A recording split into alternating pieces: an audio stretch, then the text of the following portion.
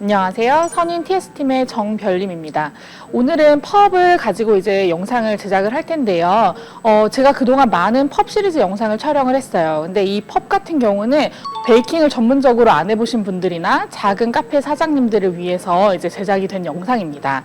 이 펍의 경우는 빠르고 쉽게 만들 수 있다는 것이 아주 큰 장점입니다.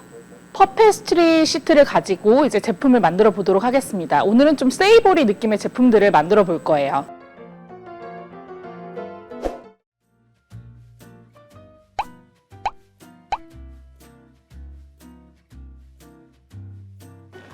네, 이 크림치즈 블록에 대해서 좀 설명을 드릴게요.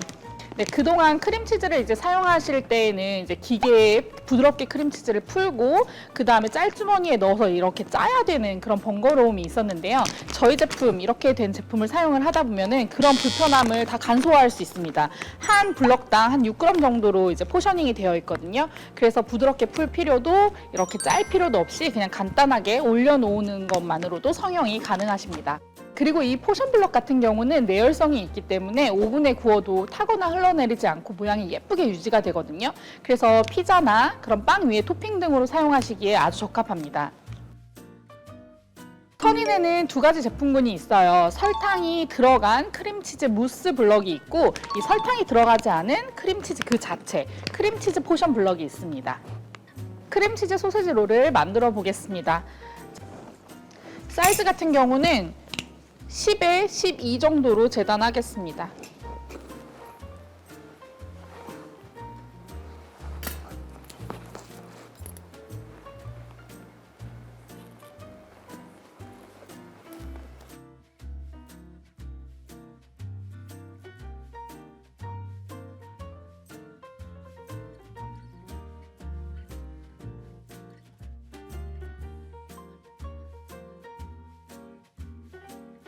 제가 오늘 사용할 소세지는 비넛 소세지인데요.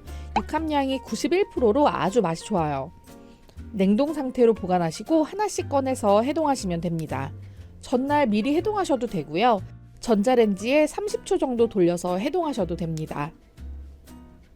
이 소세지 같은 경우는 18cm 정도 돼요. 그래서 길이가 아주 길기 때문에 이제 빵을 좀 이렇게 다양한 모양으로 성형을 할 수 있다는 것이 좀 장점이에요. 저는 오늘 이 크림치즈 포션이랑 이 소세지를 같이 사용할 거기 때문에 크림치즈 길이에 맞춰서 얘를 좀 잘라주도록 할게요.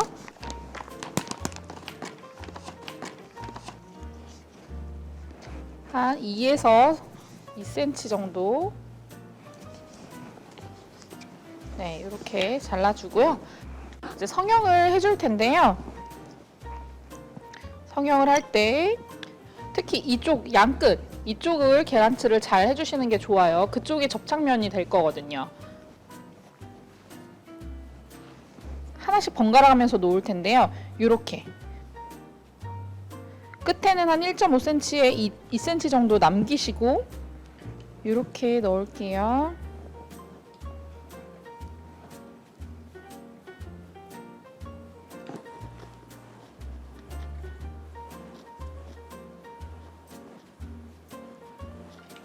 하나는 이제 크림치즈만 넣어서 만들어 보겠습니다. 말아 볼게요. 이렇게 마시고 살짝만 붙이신 다음에 이거를 이쪽 끝으로 갖다가 덮는다는 느낌으로 이렇게 덮어주시면 돼요. 누르지 마시고 다시 보여드릴게요. 살짝 접으셔서 편지 접듯이 이렇게 끝에다가 갖다 놓는다.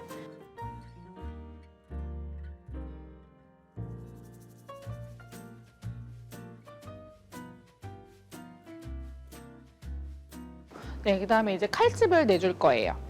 그냥 어슷하게 가볍게 4개 정도 내주시면 되고요. 네, 이렇게 하고 위에다가 마무리 계란칠 다시 해주겠습니다.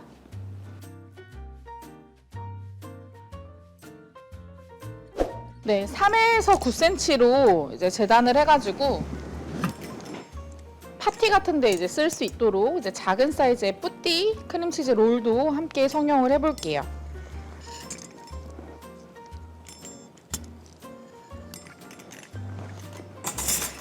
부착을 하기 위해서 이제 끝부분만 이제 발라서 말아주겠습니다.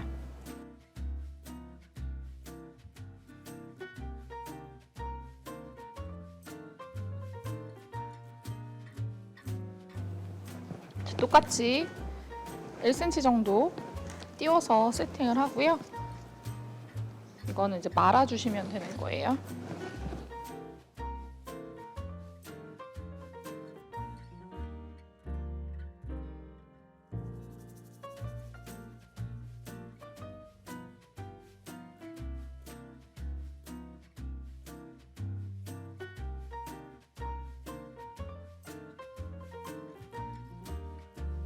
이 제품 같은 경우는 위에 칼집이나 이런 거 내주지 않아도 괜찮습니다. 그래서 똑같이 계란물 칠해주시고요.